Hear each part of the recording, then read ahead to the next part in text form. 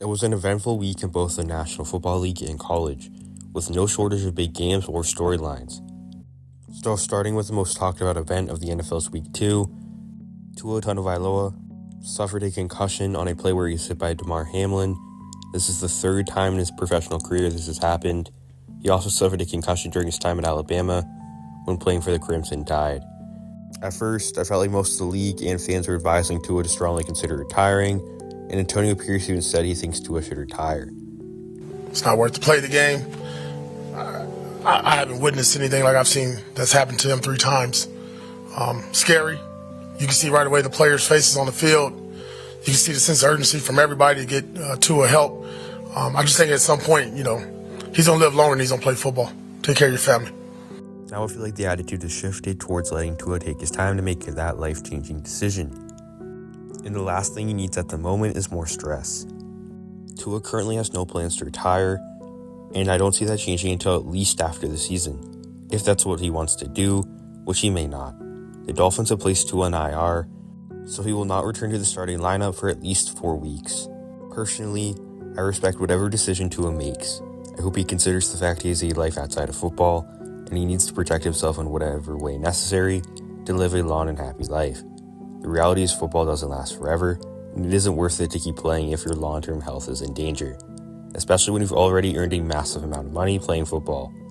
From what I understand, Tua plans to meet with doctors to discuss the next steps, and hopefully they reach a good solution, because Tua isn't just a good football player, but a good human being as well. The other big news that was announced on Monday is Bryce Young being benched in Carolina. If we're being honest, Bryce Young was never put in a position to succeed. In just a little over a season of being a starter, he's had 3 different coaches. The Panthers have struggled to bring in talent alongside Bryce, especially on the O-line. The whole situation is very odd though. Despite the embarrassing losses to the Saints and Chargers, you would still expect Carolina to develop their first overall pick in a season they know they won't win many games. Dave Canales seemed to confirm this in an interview. Bryce is our quarterback. We're going to just continue to shore up and fix the things we need to fundamentally, from a scheme standpoint, all those things. These are all valuable reps. These are all valuable games. We'll learn a lot from this game, and hopefully we'll take another step this week. I'm sure you've all heard by now our decision to play Andy Dalton as we go into Las Vegas to play the Raiders. Sitting Bryce down here, after yesterday, just went home, watched the film, had some conversations with coaches, with Dan Brandt. So had to gather a lot of information through this morning and made that decision after looking at it that this is the best decision for our group, for our team going forward. Instead, he benched Young for Andy Dalton. Official reports have said David Tepper, the Panthers owner, had nothing to do with it. And while I think this is entirely possible, I also think it is very strange for a head coach to lose all confidence in his quarterback within 24 hours. Yes, the film is bad, but at the same time, Canales has a 6-year contract. He has no need to rush the development of Bryce Young or this team in what he knows will be a rebuilding year. So I think Tepper might have had something to do with this, although there is no evidence to support that claim. On a more positive note, I think Bryce Young will thrive somewhere else. There's no doubt the Panthers have ruined his development, but it's not too late. Carolina benching him means his time there is done, and that honestly might be the best thing for him. It looks like Baker Mayfield's career is done after his time in Carolina. In just 7 games with the team, he threw for 1,313 yards, along with 6 touchdowns and 6 interceptions. Then after spending the rest of the year with Sean McVay in the Los Angeles Rams, he would go on to throw for 4,044 yards, along with 28 touchdowns and 10 interceptions in 17 games with Tampa Bay the following season. He's now the Buccaneers franchise quarterback. Sam Darnold, similar to Baker, went to Carolina to revive his career, and it didn't work out. After years Brock Purdy's backup in San Francisco, he's experienced early success, not to the level of Baker, but still success in Minnesota with a 2-0 record. The point is that other quarterbacks have gone to Carolina, struggled, and found success somewhere else. It seems to be more of a Panthers problem than the players' problem. Once Bryce gets his confidence back, which will take time and the right team, he will be a good NFL quarterback. And yes, Bears fans, the trade is officially up there with the Louisiana Purchase for one of the most one-sided trades ever. There's also been plenty of early surprises to start the season, including the already mentioned Buccaneers and Vikings, who start the year 2-0. The Saints, who I will talk about in greater detail later in the video, and the Seahawks also started the year 2-0. None of these teams were really expected to do so well. The Buccaneers faced a Lions team, which they lost to in the playoffs last year, and won on the road, proving that the NFC South is still theirs to lose.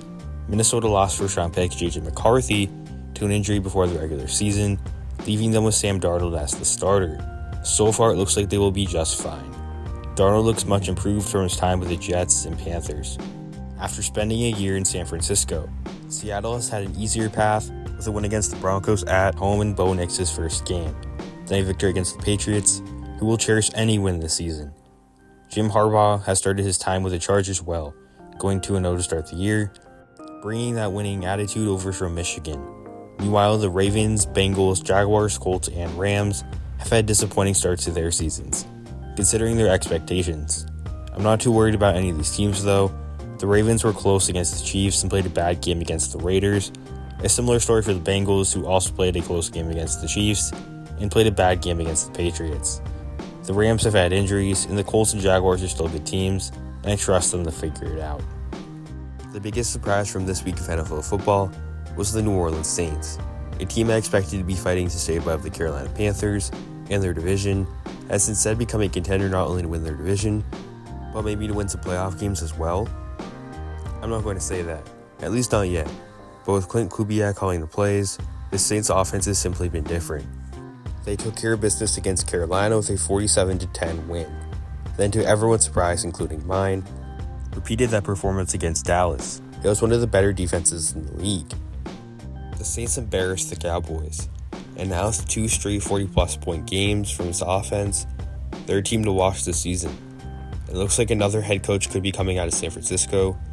The passing game coordinator for the 49ers in 2023 and former Vikings offensive coordinator, Kubiak seems to have revived the Saints offense. Moving on to the college game, where you would think George Bush is president, because Texas is the number 1 team in the country again. USC and Miami seem to have regained their former glory as well. Texas has been, in my opinion, the more convincing team when compared to Georgia, leaving little room for doubt in this team's capabilities. When you have a Manning on your bench, that's how you know your team's good. In all seriousness though, Quinn Ewers and Arch Manning have been impressive for the Longhorns, and I think either one could take down Georgia when they meet later in the season, and potentially the SEC championship game. Georgia looked like they were in danger against Kentucky. They got the win, however, by just 1 point. To be fair, it was a night game, and probably a game the Bulldogs were not too worried about going into it. So it's understandable why this one was closer than it should have been. The Heisman race also continues to tighten, as several quarterbacks look to have the early lead. Miami's Cam Ward leads the race so far with 1,035 passing yards, along with 11 touchdowns and just 1 interception. He was followed by 2 SEC quarterbacks, Alabama's Jalen Milroe and Ole Miss's Jackson Dart, who continue to add to their impressive numbers. The odds say that Ashton Jeanty, Boise State, has the best chance to win it out of non-QBs. With 9 touchdowns already, Jeanty could improve his argument even more if the Broncos make the college football playoff. Colorado's Travis Hunter, who will likely be a top 5 draft selection, is lower on the list, mostly due to the Buffalo's struggles as a team. If Colorado can make a bowl game though, Hunter will have a serious chance to win this award. Colorado may have had some struggles this season, but not nearly as bad as Florida and Florida State's disastrous starts in their years. In Florida's defense, they've had a very tough schedule, and it's tough to blame them for losses to very talented Miami and Texas A&M teams. But at the same time, the Gators aren't used to losing like this, and unfortunately for them, the schedule doesn't get much easier. This includes a game against the number 2 team in the country, Georgia. Florida State's situation is even worse. After just barely missing out on the college football playoff after an undefeated season, the Seminoles were looking to repeat as conference champions and make it to the playoffs this year. That will not happen this season. Upset losses to Georgia Tech and Boston College, and then an embarrassing home loss to Memphis, leaves Florida State with a lot of questions and not a lot of answers. There's talent on this team, but clearly something needs to change. Looking ahead to next week, the NFL game of the week will be the matchup between the Eagles and Saints. If you would have told me this at the beginning of the season, I wouldn't have believed you, but it's reality now. The Eagles look to rebound after a tough loss to the Falcons, and Derek Carr and the Saints look to keep the momentum going at home against another NFC East playoff team from last season. In college, Utah and Oklahoma State meet to decide what could be the fate of the Big 12 Conference this season. This game will go a long way in determining who wins the conference and a playoff spot. As always, thank you for watching. Please like and subscribe.